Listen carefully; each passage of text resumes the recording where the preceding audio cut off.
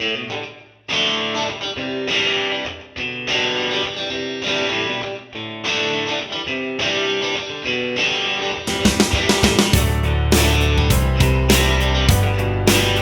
JD here. Welcome to the Mead House. You know, over the past several years, we've brought you over 125 episodes of mead making, education, information, and entertainment. More than 80 guests have stopped by the Mead House. Professional mead makers, medal-winning home mead makers, competition organizers, experts on yeast and honey specialists have all visited to share their knowledge. The Mead House is produced to home mead makers and brewers looking for a bit of inspiration and information from the many guests and discussions we have here at the house. You can help support the Mead House by joining the Mead House Keyholder Club on Patreon. Just go to patreon.com and search for the Mead House. There's also a link in the show notes. For as little as $2 a month, you can become a key holder. We've teamed up with some great companies to provide thank you gifts for your support. So get on over to Patreon, join the Mead House Key Holder Club, and get your own set of keys to the Mead House. Hey, you can listen to the Mead House podcast with your favorite player, and be sure to rate us 5 stars on iTunes or your favorite listening venue. And when you get some time, please take the survey located on the website, themeadhouse.com/survey. We'd like to hear from you. The Mead House. Mead making entertainment you just don't want to miss.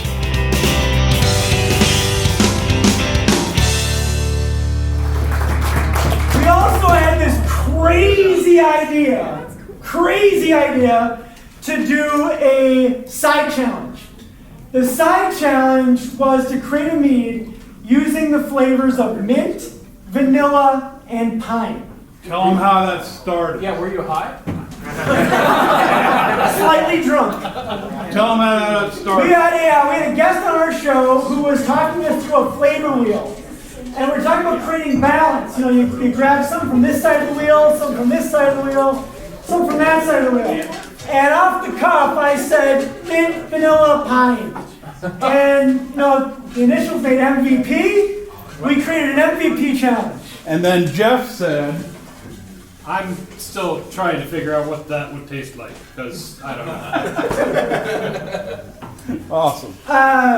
We're going to do this in reverse order as well, but then I'm going to call you guys back. That's going to be completely inefficient because of Fletty.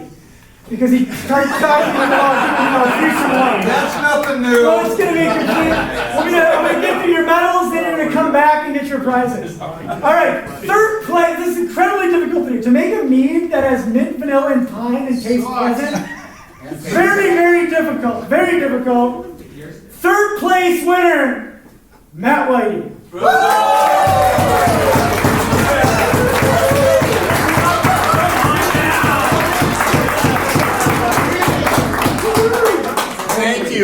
Thank you for this illustrious award. Oh, thank you so much.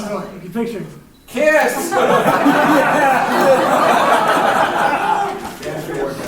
Second place of mastering this incredibly difficult mead, Josh Mahoney.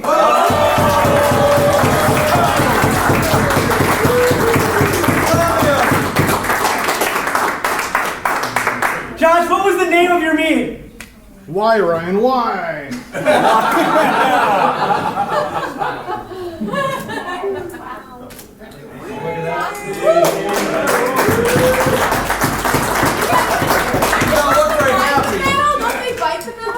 Our grand prize winner for doing an absolute amazing job with this incredibly difficult combination, Nathan Stegman.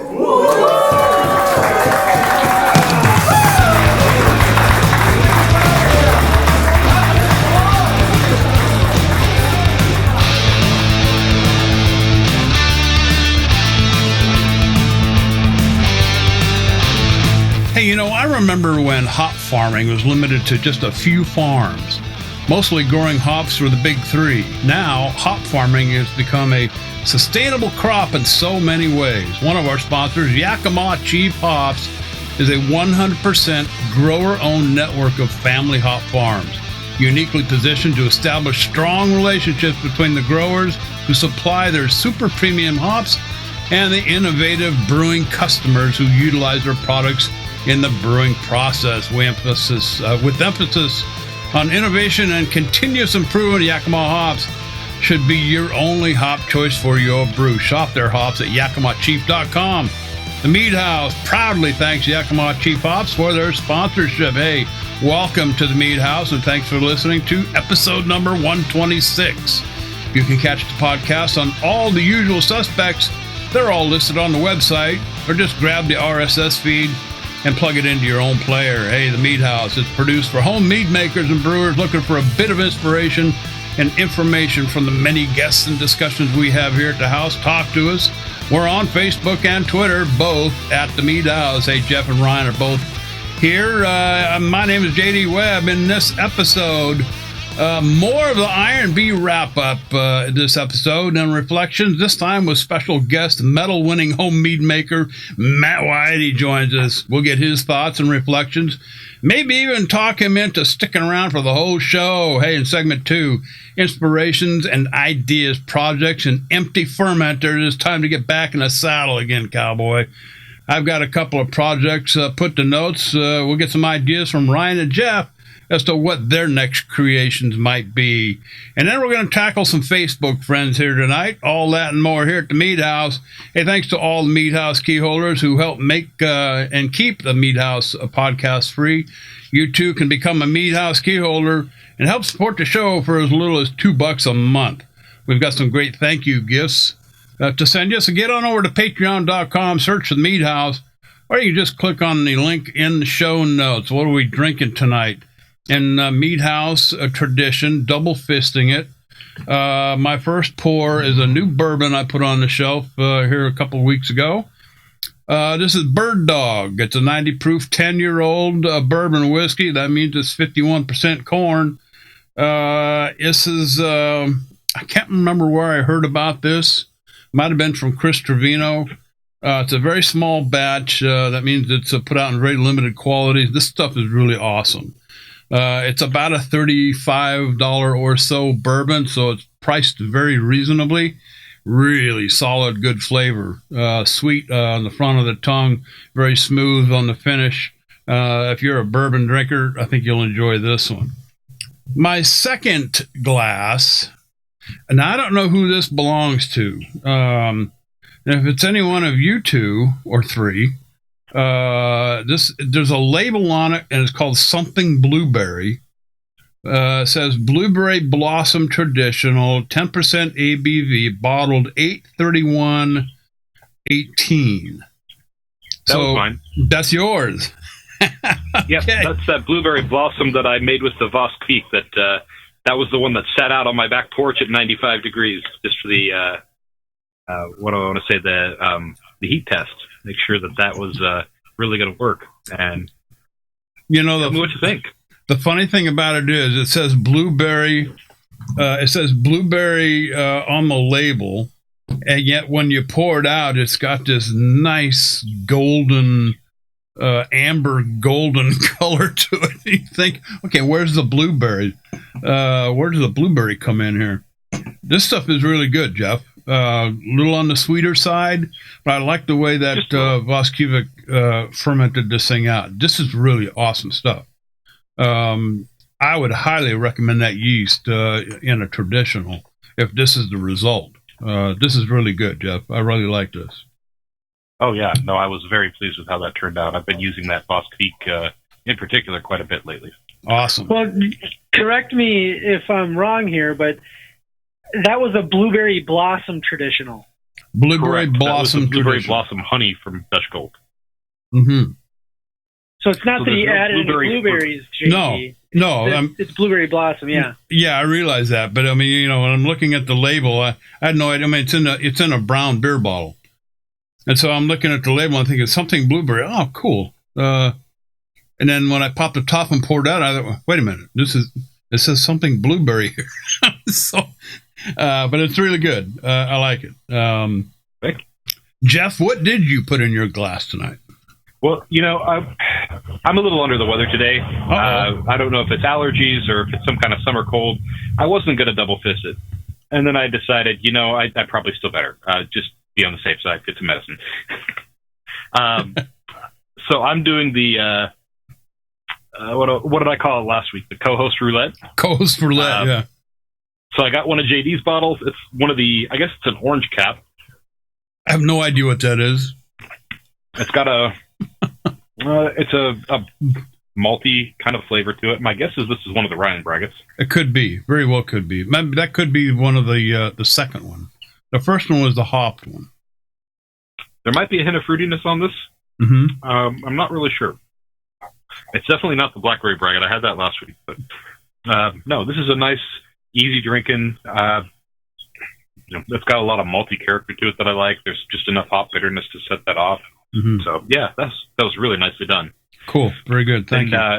From Ryan's Corner, I'm drinking. I think this is just one of those little caps that has SEPY. I know the PY stands for Pyment. Is this the sour Pyment?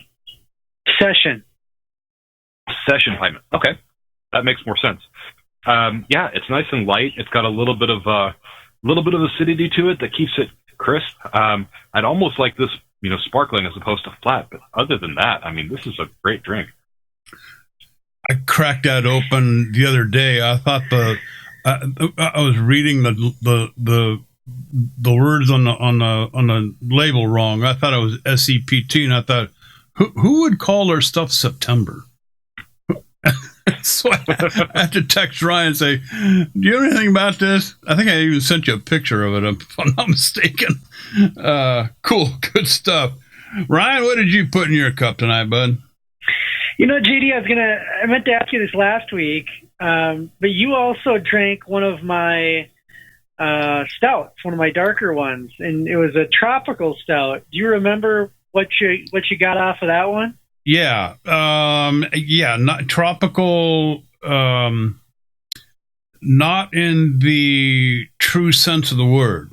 So you're not, tropical not meaning pineapple and guava and that kind of thing. Tropical meaning, and you kind of turned me on to this. I kind of did a little bit of homework, and this is stuff that's brewed in the tropics, a little higher heat, I think. Brewing conditions quite a bit different than those here where we brew. But I got a lot of roasty, almost more of a roasty character out of it than anything. Kind of a mild coffee flavor a little bit. My wife liked it. She likes those dark. It was kind of a little bit on the thick. Viscosity seemed a little thick. Which isn't bad, for a stout. I think that's pretty typical of a stout. I thought it was pretty darn good. Yeah, thank you. Yeah, that's one that I like as well. And I've seen some more tropical stouts lately.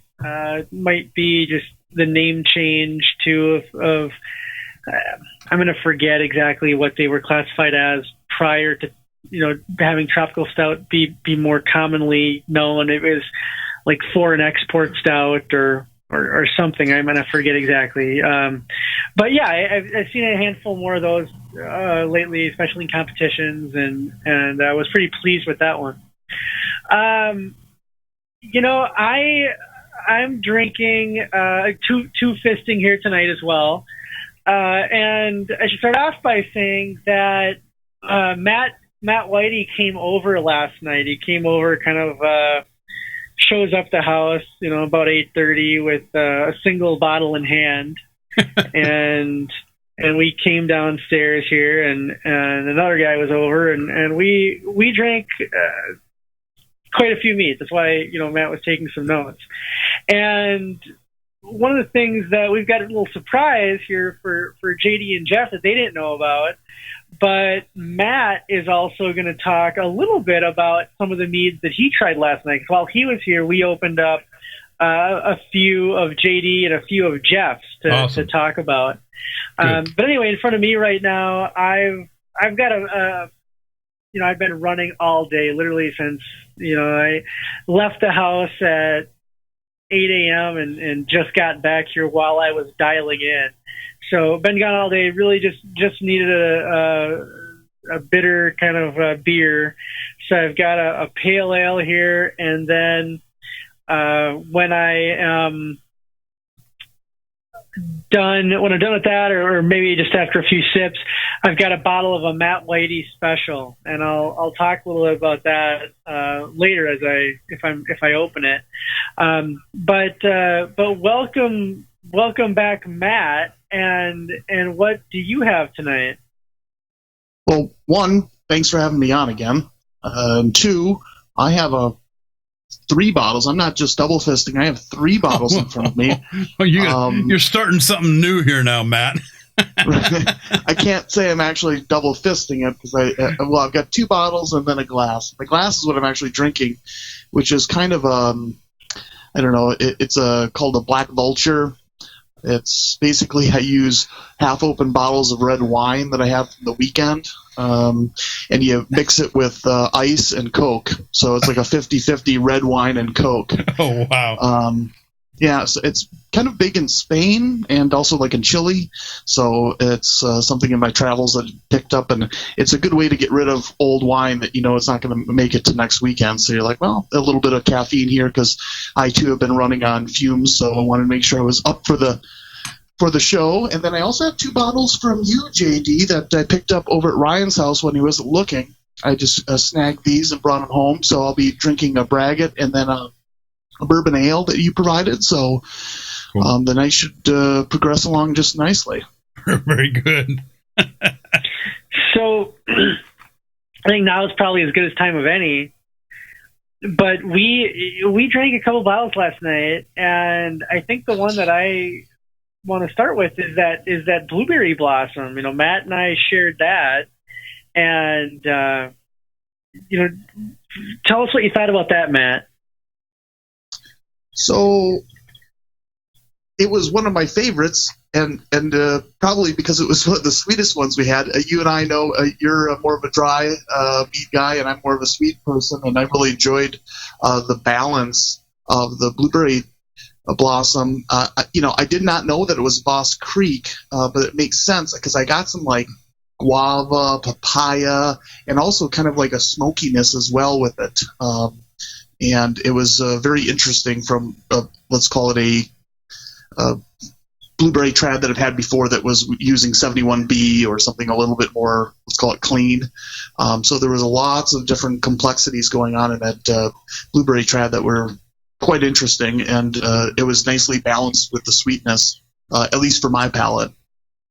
I like that it doesn't. I too am not a sweet.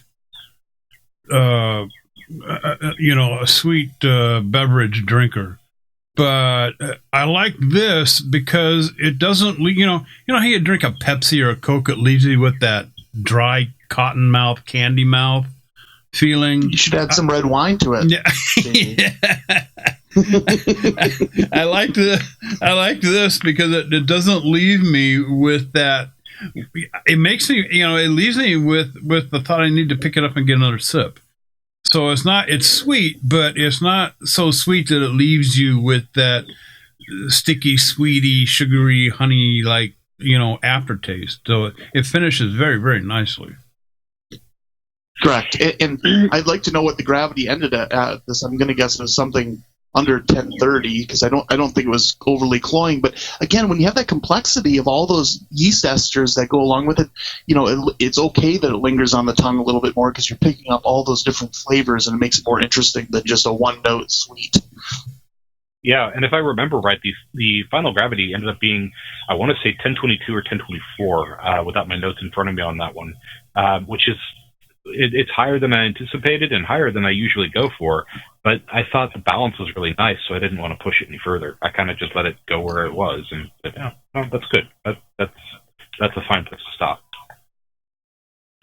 We also opened up a bottle of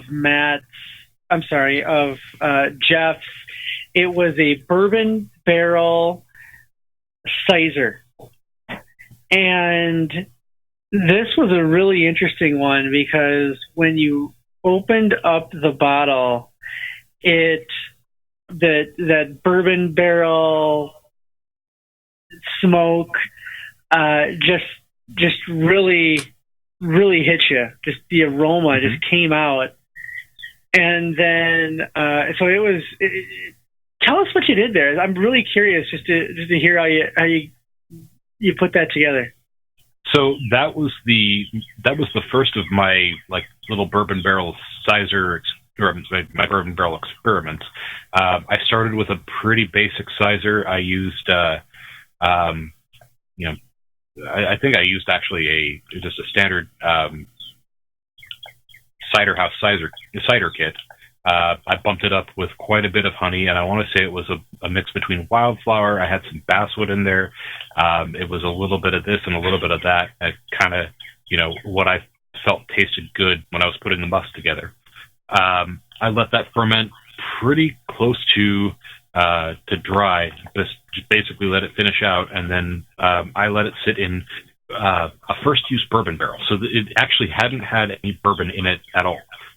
It was made to be a bourbon barrel. The Balcones, the bourbon manufacturer, never ended up using it. I got it at a discount and said, "Well, I know what to do with this." And I want to say that sat on the bourbon barrel for about 2 months, just getting in all that good charred oak flavor. I kind of tasted it as I went, and I had an extra gallon of the sizer that I was holding on to just to make up for that angel share. I kind of tasted it and said, I want a little more, and then I let it go for a little longer than I anticipated before I tasted it again, cracked open the barrel for a taste and said, "Oh, that's perfect. I am not going to dilute this. This is right on the money." So I wound up with a little bit north of 4 gallons when I started with 5, but very pleased with the finished product there. Very nice. Excellent.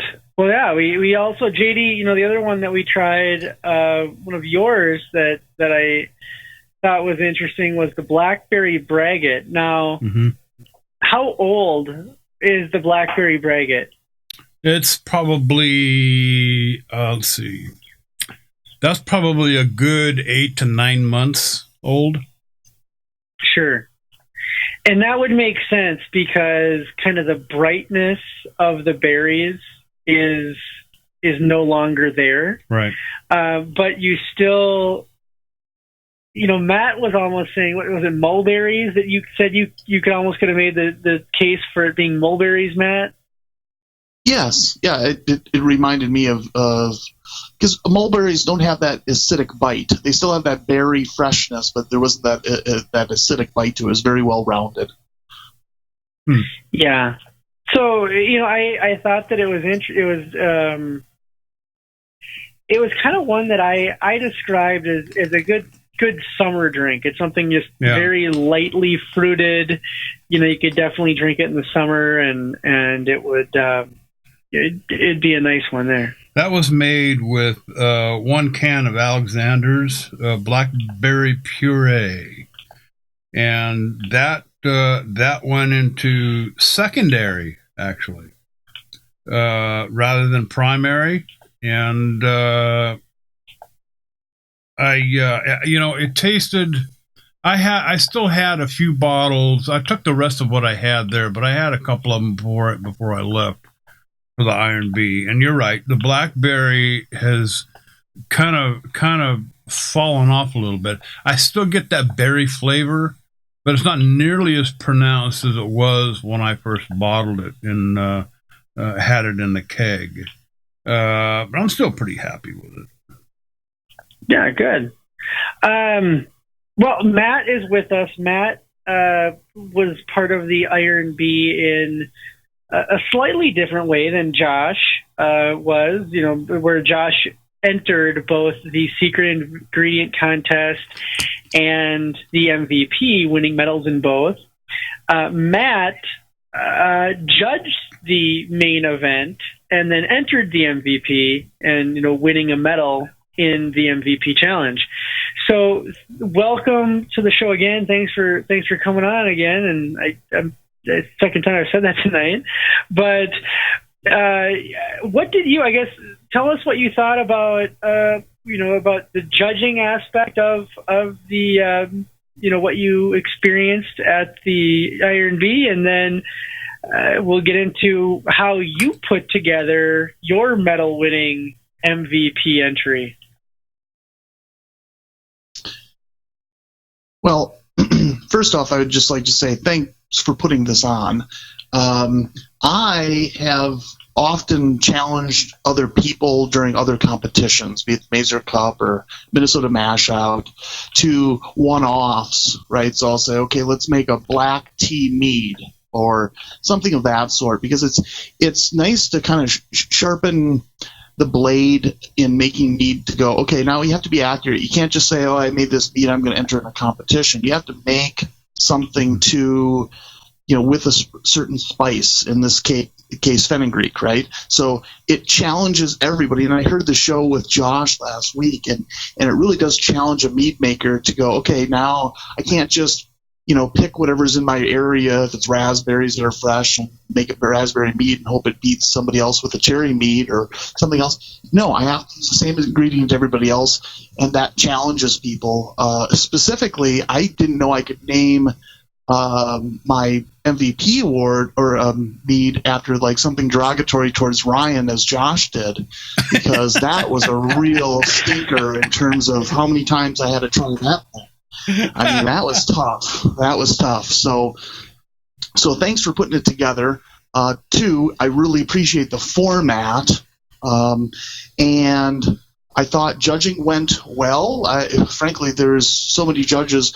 A lot of times it's the opposite's true. You show up and half the judges, and not always in Minnesota. We have a pretty strong pool of meat judges, but, just in any beer competition, sometimes you're shorthanded and it goes long, and palate fatigue from having to do a 10 to 12 entry flight, etc. It can be tough sometimes. And this was very well staffed. And of course, more prizes than I've frankly ever been a part of for any competition, in terms of really thanking the judges and the volunteers and everybody that was associated with it. There was lots of sponsors that wanted to be a part of the Iron Bee, which was great.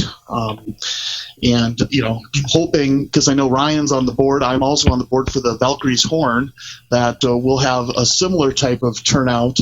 I hope we're going to have the inaugural one in September 27th and 28th. I hope all is good in terms of the prize pool and how well all the judging was run. It was just really, especially for the first time, I think it was just, you hit it out of the park in that regard. Well, thank you. So Matt, I'm curious now, you of the fenugreek meads that you judged, how did you see the different presentations of the meads? Well, I should say the variety of the meads that you were able to judge.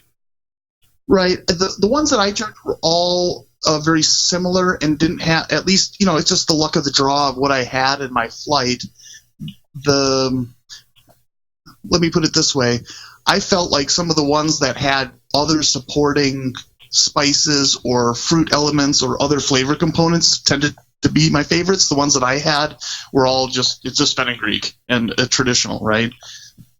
And I felt like if it was more of a chorus or a chord of flavors, I think that tended to work out best. And I don't know, the ones that I tasted kind of offline or so, later on in the competition, somebody would say, "Oh, I entered this." That seemed to be the ones that were my favorite. The ones that I had were just fine. I think big thing was not having off flavors.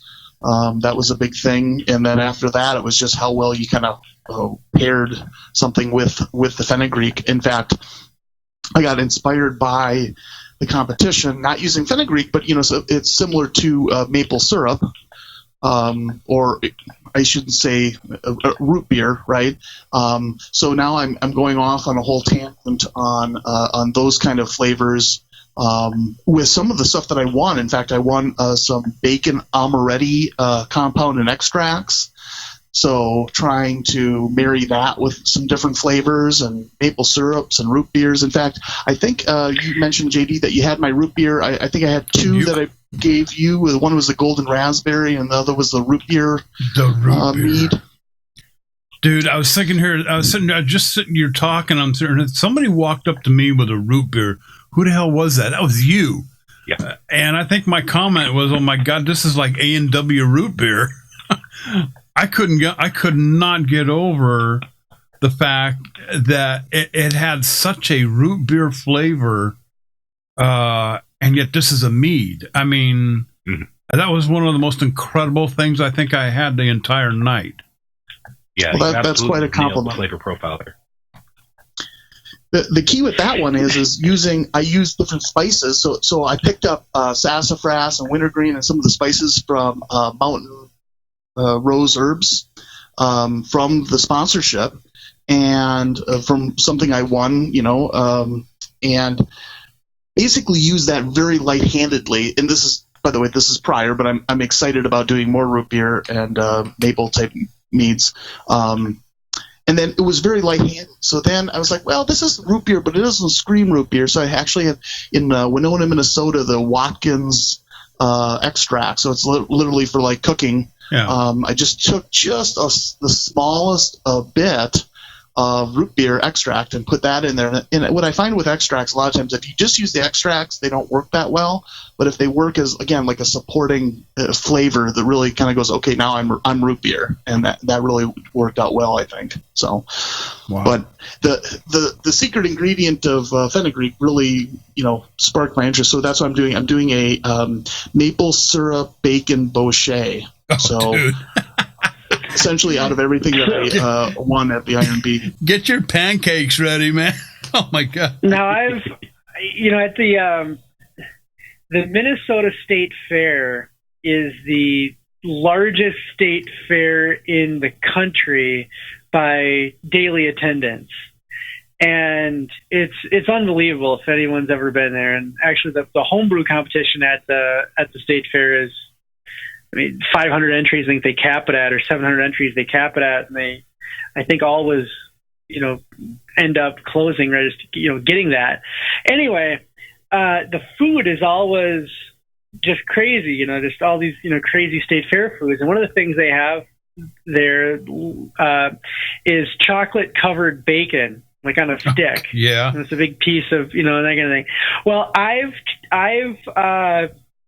challenged Matt, or tasked Matt would be a better way to say it, with taking some of his Amaretti bacon compound and his Meridian cocoa nibs, and there you go. saying, I want you to make a chocolate bacon mead. Chocolate bacon mead. And So Matt's I'm the guy. Matt's the guy to do it, and so I'm tasking Matt to do that, and then he's going to come back on the show and we'll sample his chocolate bacon mead. So I love doing split batches, and I've already I have a chocolate mead in the carboy that I could actually, and I haven't done it yet, but use the Amaretti. And I got like a compound and an extract, and I need to taste both of them, figure out what I'm going to do with that. I don't know how many calories are in bacon extract, but hopefully not a lot. And then I'm going to use that to kind of figure that out. But I'm basically going to make this, and it's I just use a little bit of melter's honey to give it a little bit of a caramelized effect so I'm just basically doing that right now, and then I'm going to add the compound and maple syrup to back sweet the mead, right? And then once I get that dialed in, then I'll split off another gallon, and then I'll add some of those cocoa nibs to it, right? So once you kind of get the dialed in maple bacon mead going, then you can also go, okay, well, I can take a gallon of this and see if I can add some chocolate to it. So we'll get there eventually, but that's what's so nice about split batches is that, I can take a 5-gallon batch, and if I want to ruin or experiment or maybe make an excellent mead, who knows? Out of 1 gallon, it's not a huge loss, right? So I'll give it a try, Ryan.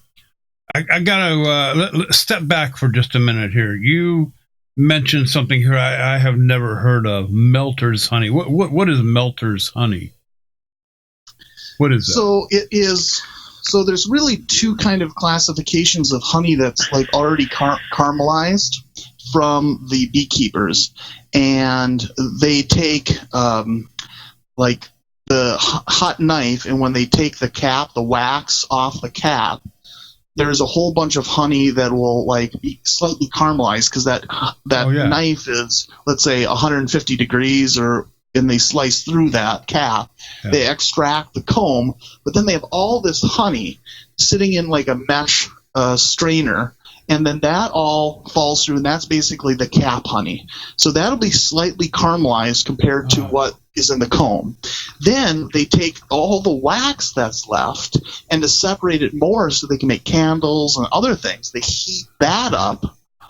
And so then they can separate the wax from the honey, and then that is melter's honey, which is much darker, right? But so Gardner honey here in Minnesota sells it for, I want to say, what was it, like I think $20 for a 2-gallon pail or something of that sort. It's very cheap, right?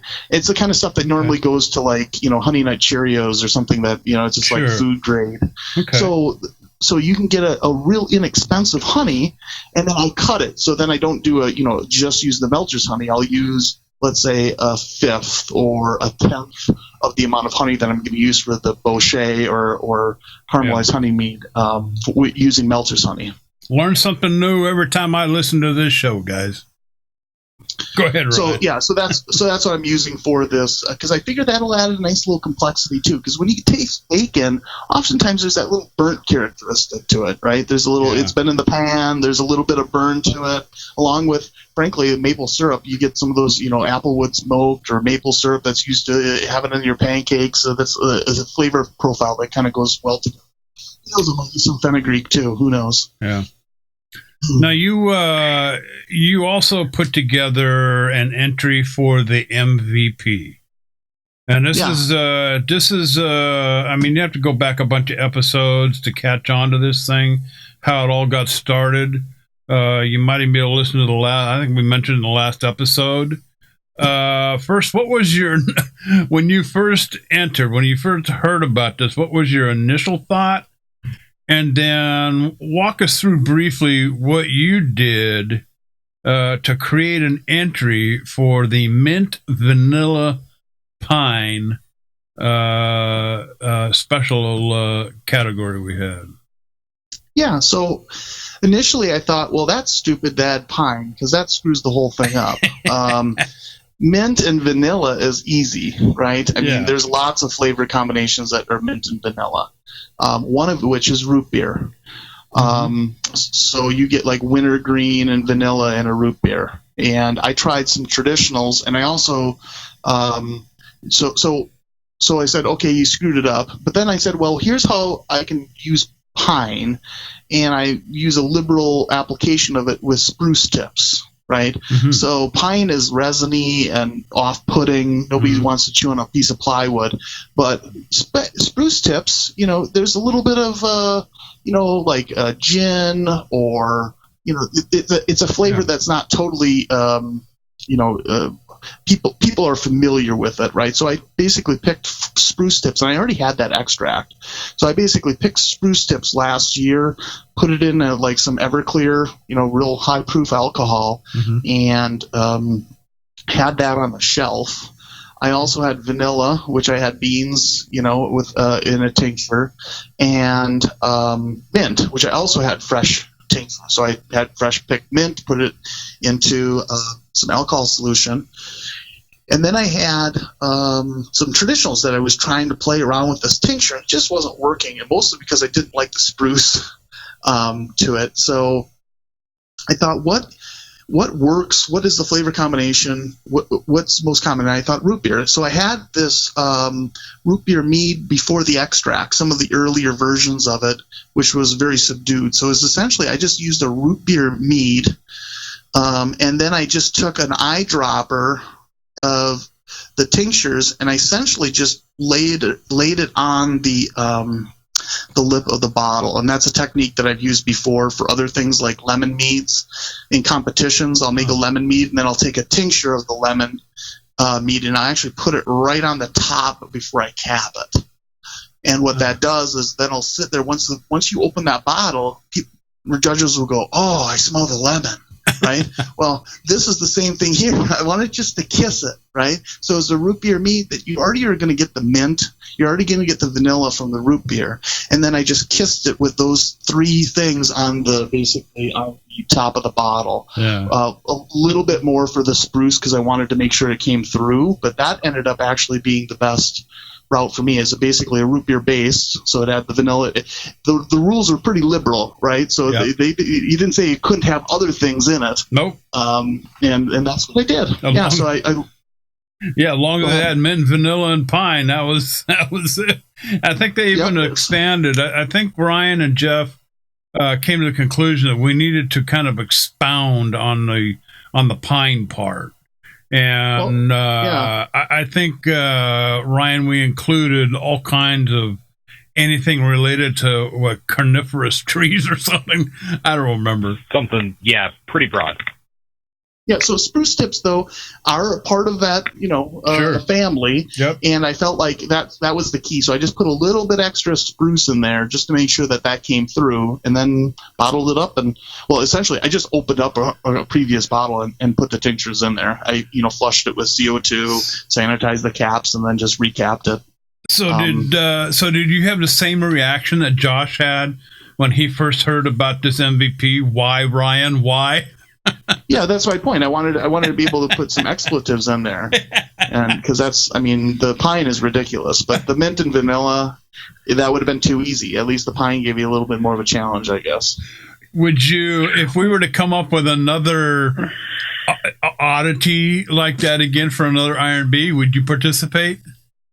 Sure, of course. Yeah, it's I love those focused type of mead competitions. Good stuff, Ryan. Go ahead, man. So Matt, what was the name of your entry?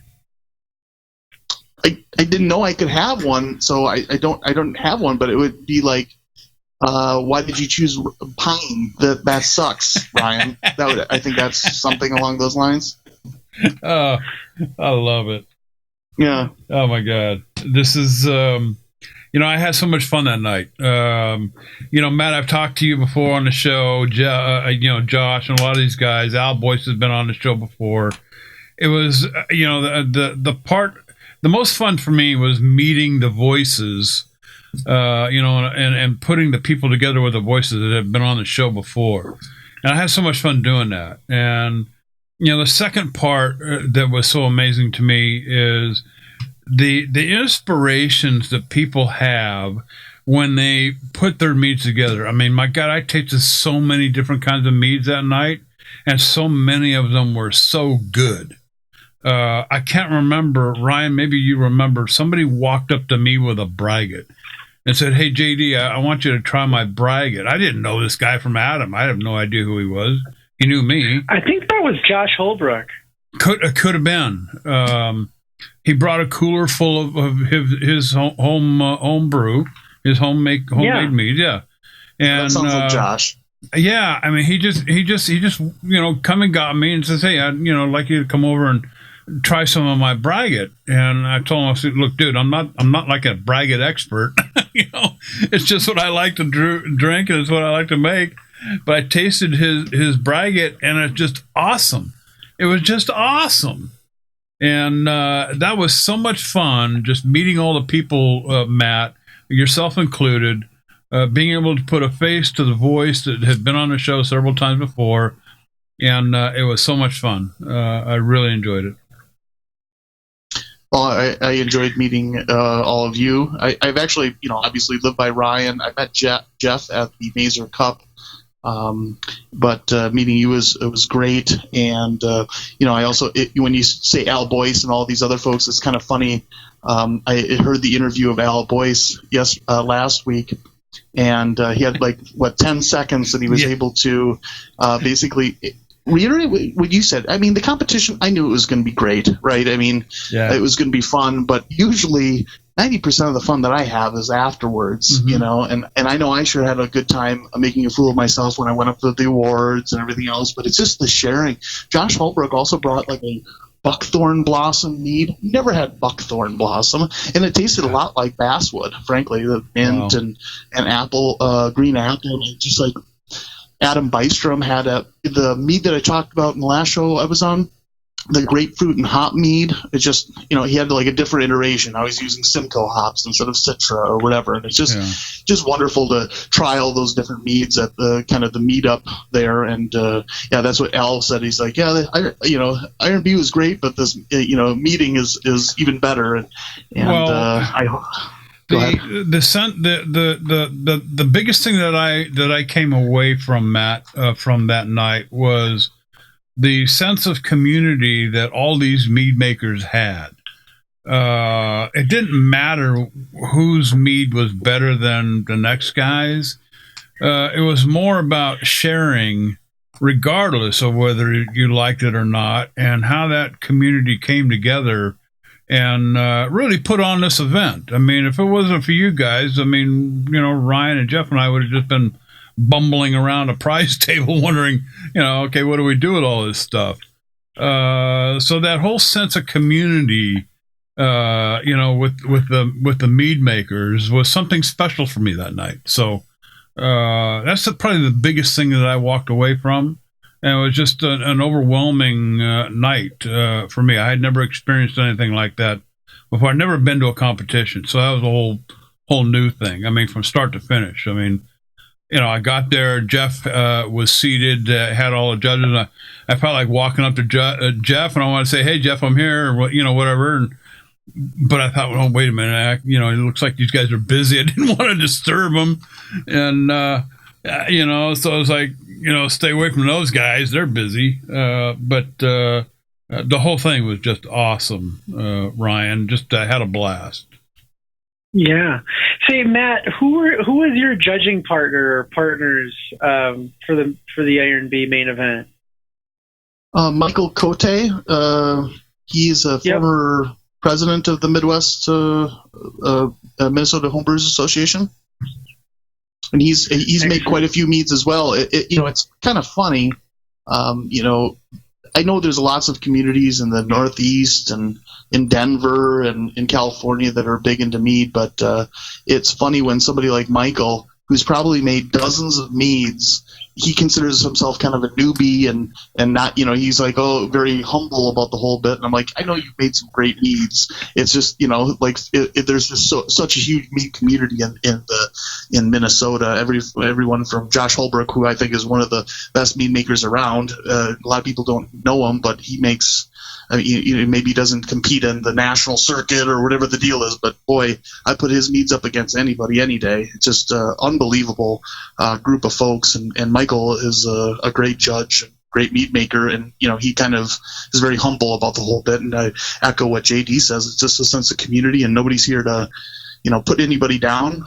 We're friendly and competitive. I'll tell you, I'll say Josh, Josh and I do a lot of kind of banter back and forth about talking about whose rhubarb mead is better, etc. But it's all in fun. It's just a hobby. It's just how we spend our time. Yeah. Well, Matt, please, we're so happy that you're hanging out with us. So please hang out here a little bit, and we are going to move on here to our next segment of the night, and please chime in whenever you think you've got something of value to add, not just pointless dribble. No, absolutely. I will. And one last plug, just in case I forget, Valkyrie's Horn, September 27th, 28th. We do need mead judges, and registration's open now. So that'll be my last plug. Well, maybe not. We'll see. We'll see how that progresses. I dig this show, man. Hey, we need to thank one of our other great sponsors before we move on. In an age where oak barrels are scarce, and you need to read up on that because they are getting kind of scarce. The Oak Infusion Spiral is widely known as an outstanding additive and alternative for fast oak extraction and refined integrated results. The Barrel Mill spirals are precision cut from premium oak, maximizing end-to-grain exposure for full extraction in weeks, not months. Tank and barrel applications are getting rave reviews, with distillers and their whiskeys are being lauded as some of the industry's finest. TheBarrelMill.com.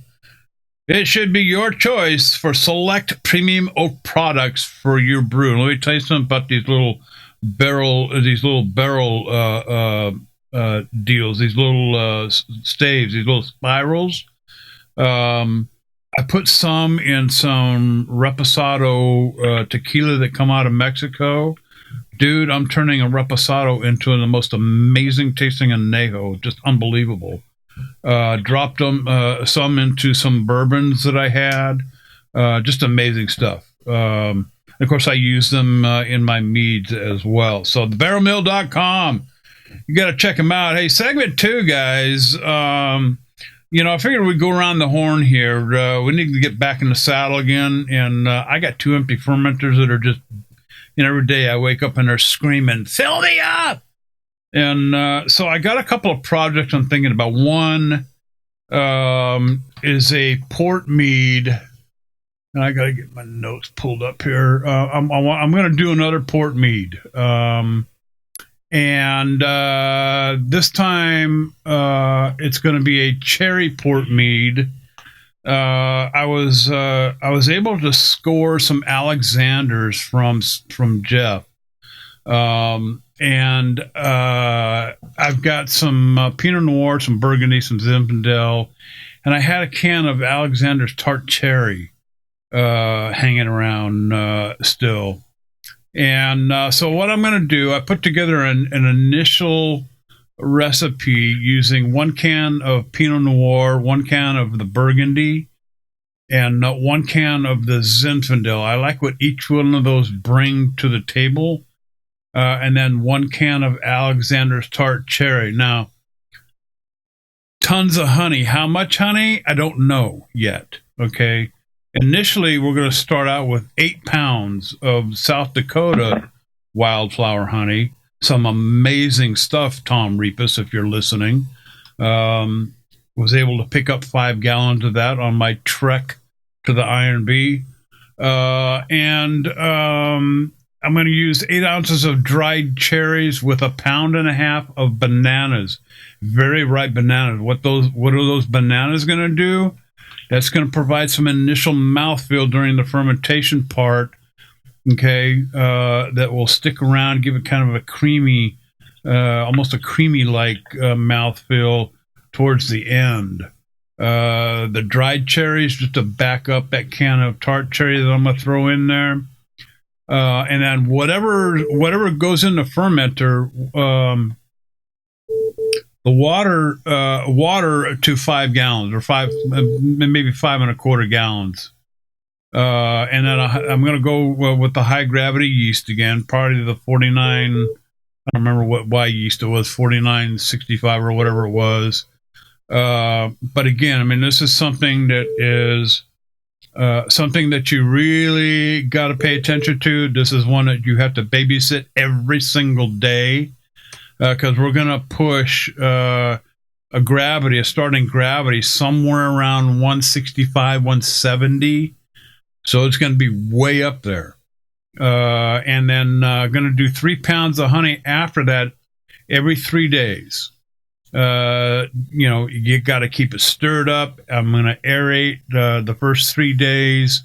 You keep it stirred up, keep that yeast moving in there. I got to play around with the temperatures a little bit to get it, to kind of coax it a little bit.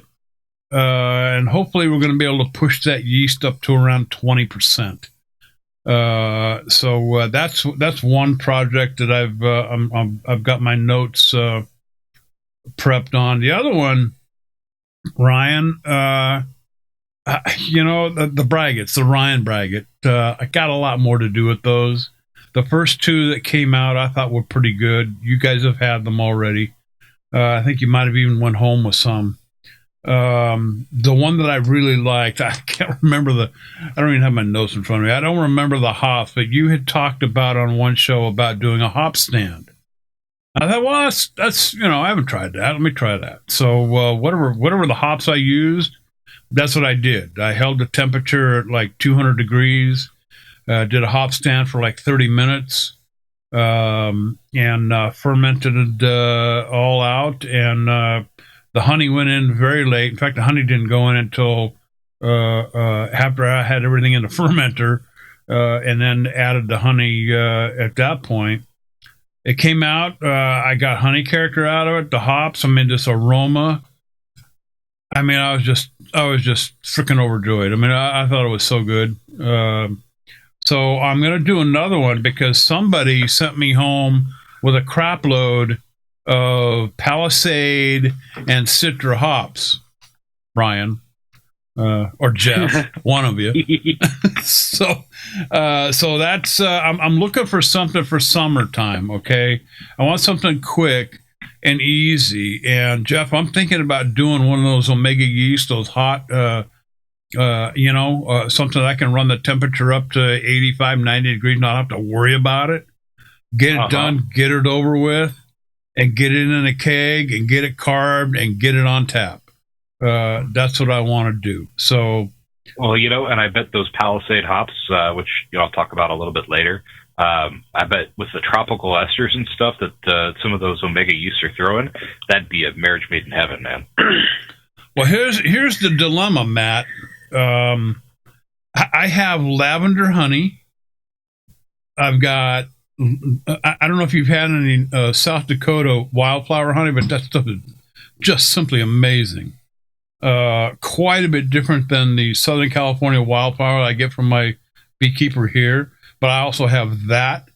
So there's 3 honeys right off the bat. I've also got a little bit of leftover avocado honey as well. So, Matt, between the Citra hops, the malt, and the honey, Palisades or Citra hops, what would you do?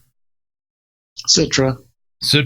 Outstanding. Now, JD, when you're using those Citra hops, when you're doing your hop stand, drop your temperature to about 165. Give yourself a couple of degrees margin. Okay. So you could be 160, you could be up to 170, but aim for 165 and do your hop stand at 165.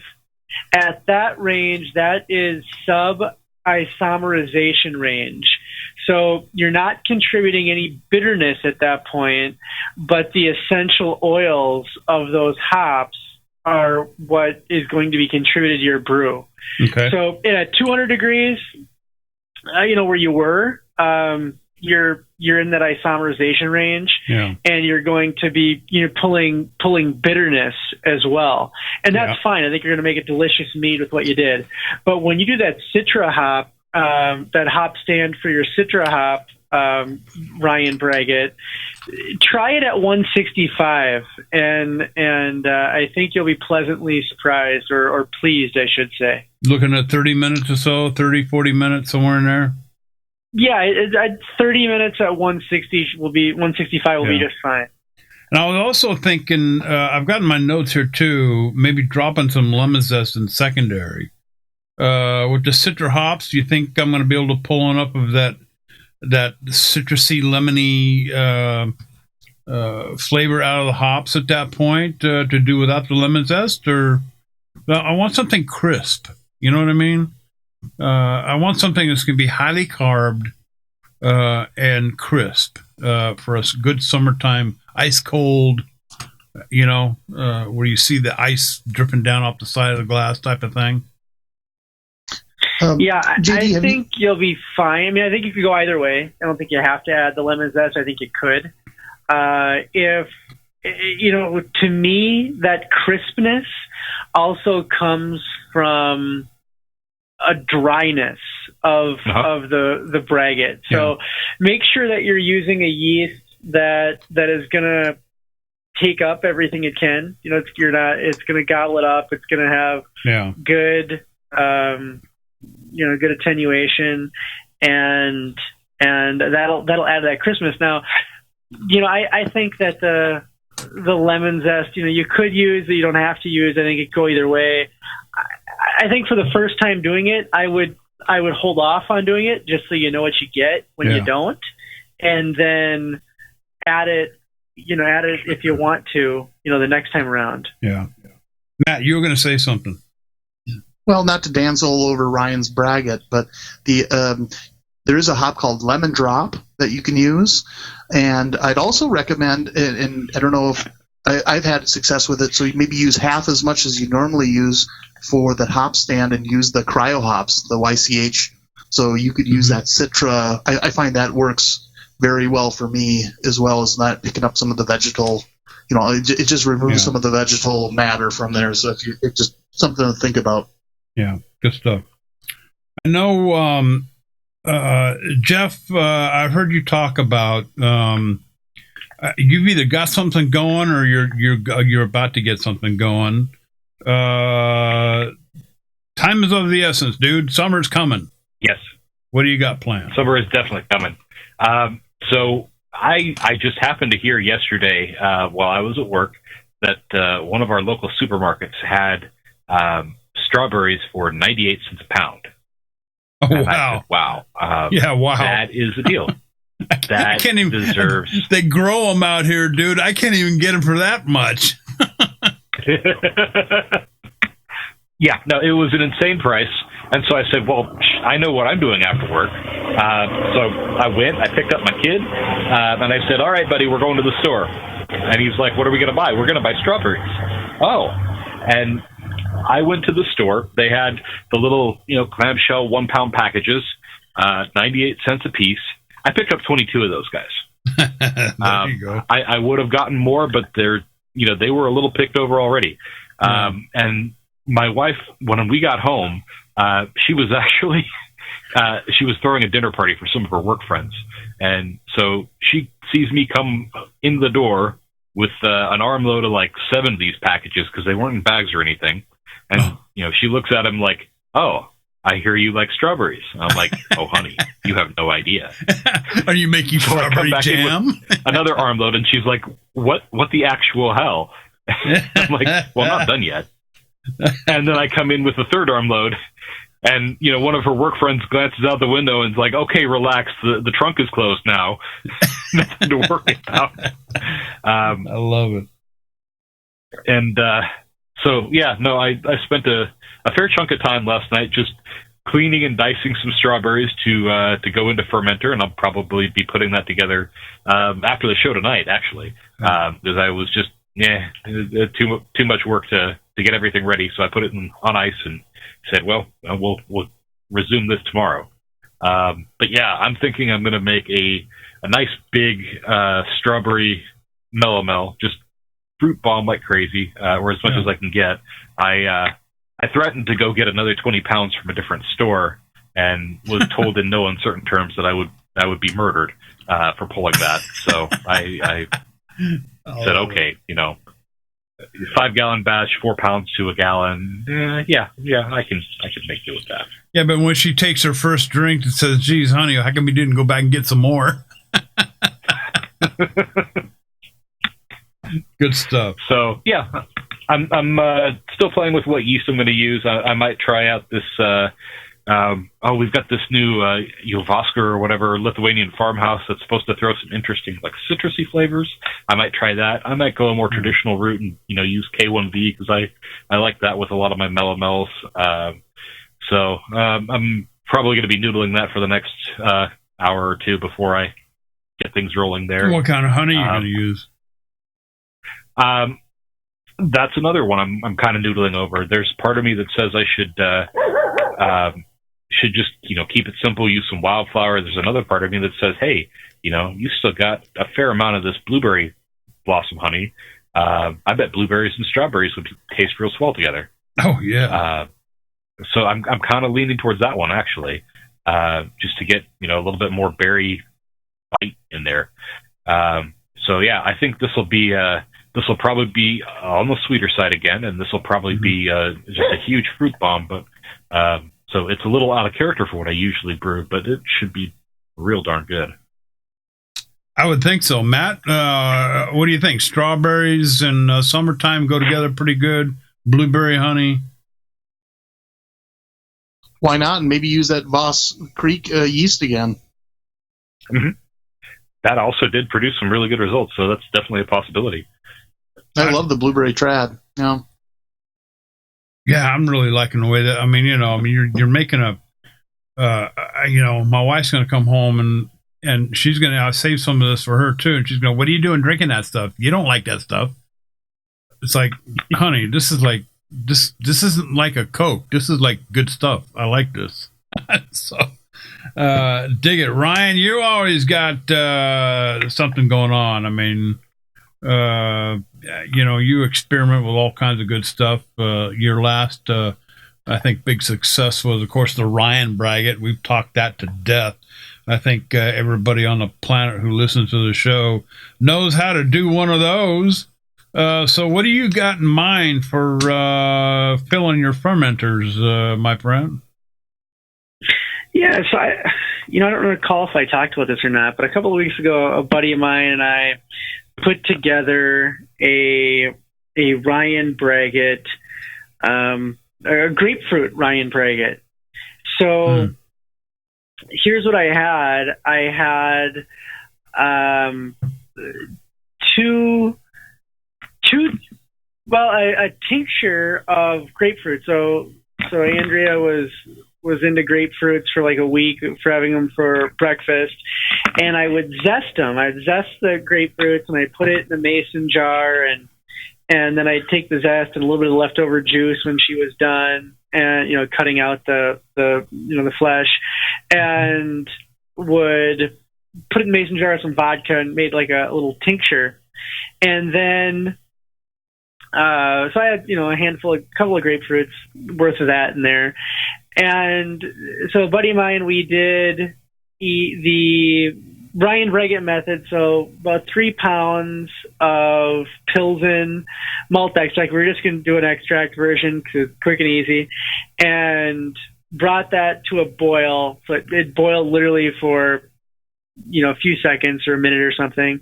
And then we did a hop stand. We did a hop stand with a bunch of, I want to say it was one of the A hops, so Zaka or Amarillo or something like that. Mm-hmm. And we did a hop stand. And then with the hop stand, we also added 2 ounces of dried grapefruit peel. So not the tincture I was talking about, but dried grapefruit peel. And we added that, so did a hop stand with that, with those hops and the grapefruit peel, and then put it in the fermenter and used the Omega, the Lithuanian farmhouse yeast. I'm blanking on the exact name here, but the Lithuanian farmhouse yeast. And then that hit high Kreuzen. Then after high Kreuzen, we added 3 pounds of honey. And, then it kind of had a re-Kreuzen, essentially. It kind of fired back up. And then when that died down, then we added that tincture of the grapefruit, zest and juice. And it's getting close to being able to bottle. And he and I were talking back and forth about using, grapefruit juice because we're gonna bottle condition it, of using grapefruit juice as the priming sugar. And we went against it this time. We said, no, let's just use, corn sugar this time. But the next time, maybe we'll use grapefruit juice as the priming sugar and really kind of just make this a grapefruit, just tons of grapefruit in this. I've done that with cherry juice before, on some of my cherry stout, specifically. Yeah. And I really, really liked the result of using the cherry juice as the priming sugar. And it just brought another dimension of that cherry into that one. So that might be the 2.0 version of this, but it smells fantastic, absolutely fantastic, and really looking forward to that one as kind of a summer drinker, summer guzzler. Yeah. The other thing I've got in my fermenter right now, while I was picking up our entries at Midwest Supplies, for the Iron B, I'm in the back room, going through the entries and talking, and one of the employees there pointed to a table, and it had, one of the really fancy, expensive wine kits on it, and said, "Do you want that?" And I said, "Well, what's going on?" And he goes, "Oh, there's like a pinhole leak in it. It's just a slow leak. It got here, and we noticed that, the there's like a little like a Wet I spot. don't know, like, you know, coastering, you know, kind of like when you put a drink it's on a coaster and you get some of that little, you know, moisture underneath it, and you know the bottom cardboard is a little bit soggy. And he goes, so it's just, you know, I mean, it still felt like the same weight, about the same weight as it needed to be. Yeah. And he's like, yeah, if you want to play around with it or mess around with it, you know, you just have it, you know, just get it out of here. Lucky dog. So we put it in a plastic garbage bag, and I took it home and I opened it up, and it seemed like pretty much all the volume was there. I mean, I don't know how much had seeped out, but it was seeping out pretty slowly. I didn't do an exact measure, but, you know, the vast majority of it was there. And I thought, well, you know, I don't know what this is going to be like. A while back, I had done a freezer clean out melomel, and it was mostly berries. It was mostly blueberries, raspberries, maybe some blackberries, but kind of these, you know, and it was okay. It had been sitting around for a while. I'd been tasting. I wasn't sure what I wanted to do with it. If I wanted to add some more oak or add some kind of extract or what I was going to do. I mean, it was okay. It was kind of like that Seppi, you know, in a way of it's fine, but there's ways that this could be a lot better. And I thought, you know, I'm just going to add this as the liquid. I'm just going to add this directly to the, you know, it was a 3-gallon batch that I had made. And it was about 2 gallons or so. I don't know how much, maybe 2 gallons of the it was a Merlot wine kit. Yeah. So, you know, like 2 gallons of Merlot juice in there, or about that. I don't know exactly. And I added the 3 gallon of this berry mead, and I kind of started re-fermenting, which is kind of what I was going for. And I'm going with that. So I'm letting that kind of work right now. And you didn't put any yeast in good. It looks good, and I'm optimistic that this is going to kind of end up as kind of a berry Merlot piment. You didn't put any like that. You didn't add any more yeast. You didn't add any more yeast to it. No, it just whatever. There was enough. I mean, there was, you know, enough. I hadn't stabilized it. Okay. And so it just kicked right back up. Yeah. And yeah, so I like I said, I think best case scenario, it's like a Merlot berry piment, and worst case scenario, I mean, it was pretty much free. So we'll go from there. You know, before we go any further, I want to pause right here, and I want to turn it over to Jeff, because the Iron Bee was spectacular. We were able to put on the Iron Bee because of our key holders, the Mead House key holders that support us on Patreon. And not just for the folks that were there in person, although everyone who was there in person, we know had a great time, but for everyone else participated by entering their meads and didn't make it. You know, from across the country, you know, we had entrants, and they all got to participate in a great event, have some amazing judges, score their meads, and get some great prize packs in the mail for their effort. And again, all this is because of those key holders. And we have some really exciting updates to the key holder program, you know, and I'm gonna again flip the mic over to Jeff just to kind of tease out what we're doing. Now, this is the time to go over to just go through your show notes, click on the link to join the Keyholder Club, and get some amazing thank you gifts for helping support the show. Jeff, take it away. Yeah, absolutely. You know, we JD teased the barrel mill on the break between segment 1 and segment 2 here, and that has been a fantastic thank you gift. We've gotten a lot of praise on that one, a lot of interest, and a lot of people redeeming that. We have to retire it now because we're out of barrel staves. They have been that popular that we're just out. So we're actually retiring the barrel mill reward tier and the White Labs yeast reward tier. We've got some fantastic new tiers coming out from our sponsors. We'll have the River Drive Cooperage bottle opener. It's made from a recycled barrel stave. It's really cool looking. You see the char and kerf marks, and they like to brag that you can pull your caps off cleanly without bending them or anything like that. I was, of course, skeptical because I'm skeptical. So I tried it, and it actually works. I have tried probably 5 of them now between the last 2 shows. Every last one has come up with very little effort and very, very cleanly. We'll have some other exciting rewards. I've got a bunch of cacao nibs from the Camino Verde fermentary in Ecuador that were given to us by Meridian Cacao. I've got some Palisade cryo hops from Yakima Chief Hops, and I've got some Styrian Wolf hops from ZA Hops. Both of these are super, super aromatic, and I don't know about the brew shop where you're at, but I can't get these. The Palisade hops are so new, we just don't stock them yet, and I've not seen Styrian Wolves anywhere. So these are some exciting ways to get some really aromatic, really interesting new hops into your braggots or your other meads. Very cool stuff, and those will all be individually at the $5 reward level. I'm also going to throw out a new $10 reward level that I'm calling Braggot Rights. Braggot Rights. Where Braggot Rights. I love it. Where you're going to get an ounce each of the Styrian hops, the cryo hops, and one of the barrel mill, not barrel mill, the River Drive Cooperage bottle openers made from a bourbon barrel at the $10 reward level. This is a really limited one. They're all really limited, so you should act fast while supplies last. And of course, people that are already at the $10 and $20 level, we've got some really cool surprises coming for you guys too. So don't feel left out.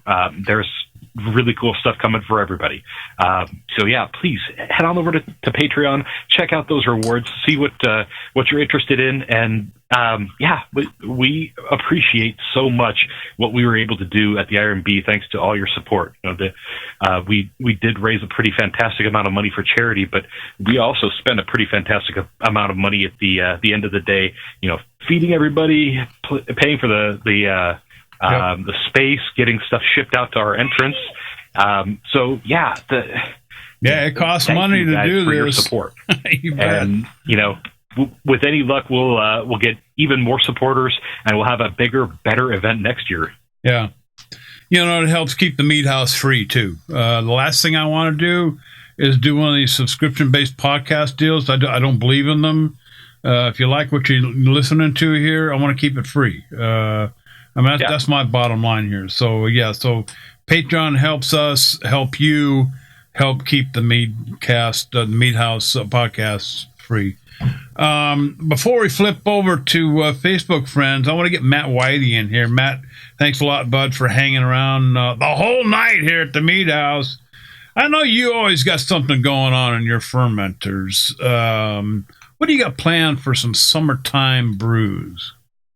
Really, I'm really just working on, I think, what I was trying to copy Adam Bystrom's grapefruit and hop mead, and that's why I brought up Citra, because that's what I'm really using for this, for my copycat, because it's nice, light, carbonated hydromel with, a little bit of bitterness from the grapefruit and hops, and I'm on my second batch now of making that, trying to perfect that, and if that doesn't work out, I guess I'll just continue to drink my red wine and colas. How much time, I know you're big, hot, and heavy into this mead making thing, and you've got a seriousness about you that, it shows through your mead, your commitment to not necessarily perfection, but coming out with good, solid results. How much time? I'm going to ask it this way: do you find yourself taking one mead that you really like and making brew after brew after brew just to try to improve upon it? Or are you the type that, it's good the way it is, let's move on to the next one? I'm a big into split batches. So I've made a key lime pie, a key lime mead, and I is one of my first meads that I make when I try out a new yeast. So if it's 71B or D47 or RC212. It doesn't even matter if it's the right one, you know, quote unquote right one for what I'm making. It's a citrus mead. I made it. It's it's actually won Best in Show, won the Mead Maker of the Year for the AHA for a key lime. So I make that over and over again.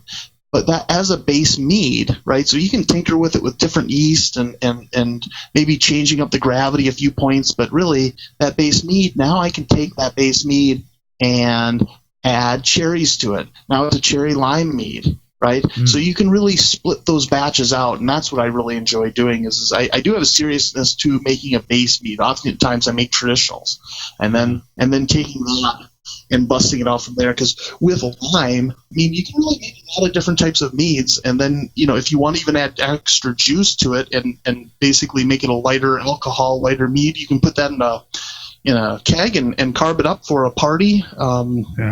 You know, backyard barbecue or something of that sort. You know, I know Ryan is big into the cocktails, and that's exactly what you can do is add some extra ingredients or fresh fruit even. You can take a muslin bag in that key lime pie or key lime mead and put in strawberries or cherries or black currants. And I think we're blessed here in Minnesota with great ingredients when it comes to fruits, especially during this summer. So I don't really think about making too many meads during the summer. I think about formulating and getting the ingredients I'm going to make over the fall and winter time for those meads. So I'm going to the farmers markets and getting rhubarb or currants. I actually just planted 4 honeyberry plants in my backyard. I got those recently, and Ken Schramm is big into the honeyberries, and that's what got me thinking about making a honeyberry mead.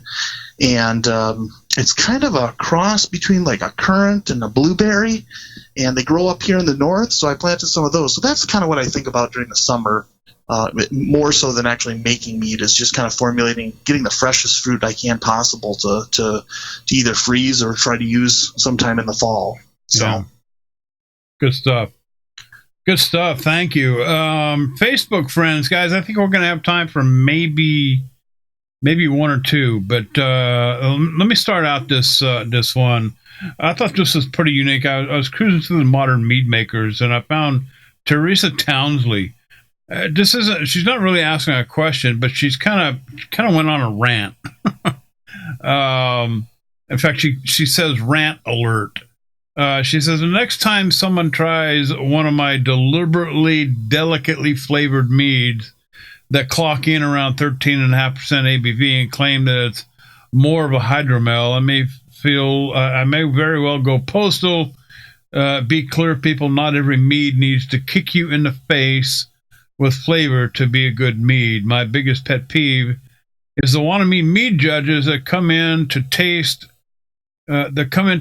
without having any idea of how to consume or evaluate wine in general.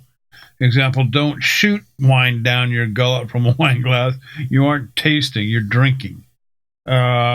She's that last thing there. She says quite a bit. Ignore the front part. Example, don't shoot your wine down your gullet from a wine glass. You aren't tasting, you're drinking. And it takes me back to the Iron Bee and some of the meads I was tasting. And this is something that I learned from Chris Trevino, Liquor Hound. Learning to taste, and maybe, Jeff, I'll get you to talk about this for a little bit, but, because I'm sure it plays into the whole mead judging thing. Matt can speak on it too. If you've never had mead before, maybe you should sit with somebody who has some and walk through on how to taste, what to expect, what to look for. Because I've done the same thing. I've taken a drink of something, a big swallow, and, oh, that tastes like crap.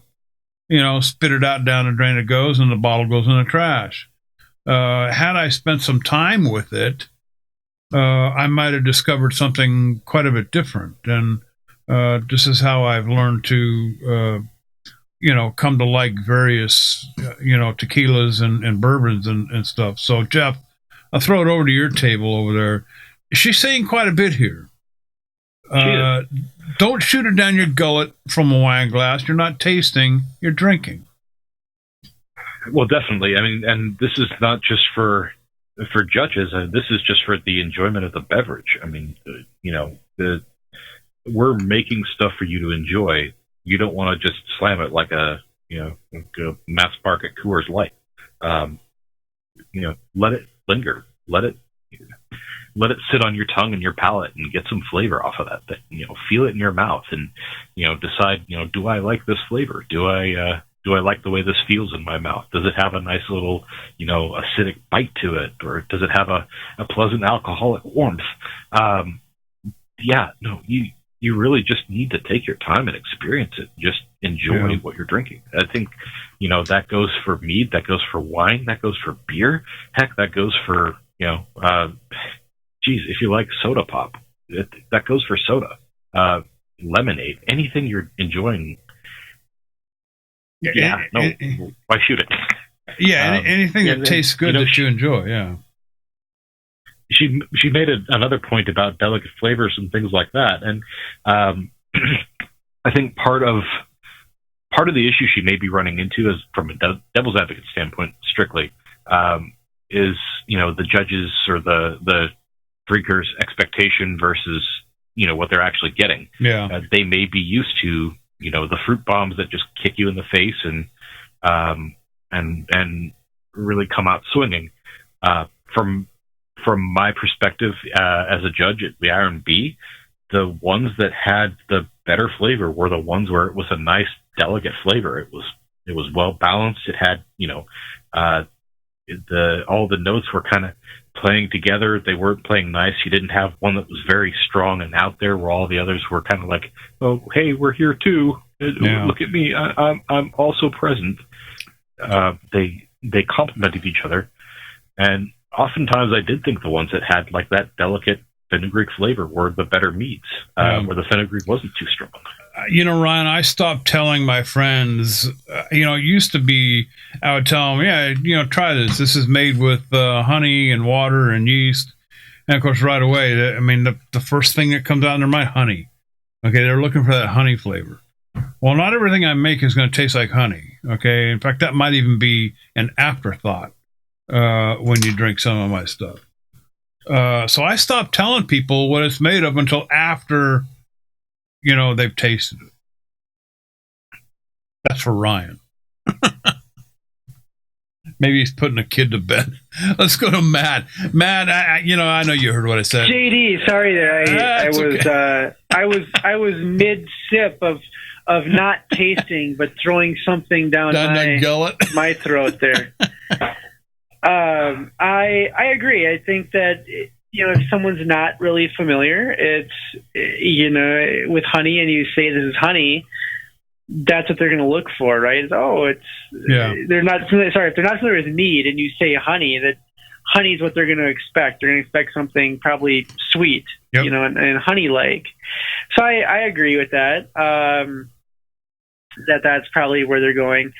I do think that a lot of people who were familiar with mead, maybe, or cursory knowledge of mead, might think of big, bold flavors, a lot of sweetness, a lot of robust flavors, and something delicate they just think is they're not used to, they're not prepared for. So I get why that might be, but I think that's just sophistication of palate and trying to drink it, or experience level, that kind of thing.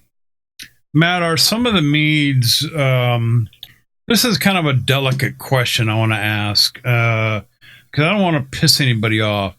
Some of the meads out there, and I've been guilty of the same thing, some of the meads out there that you are able to get from your local liquor store, okay?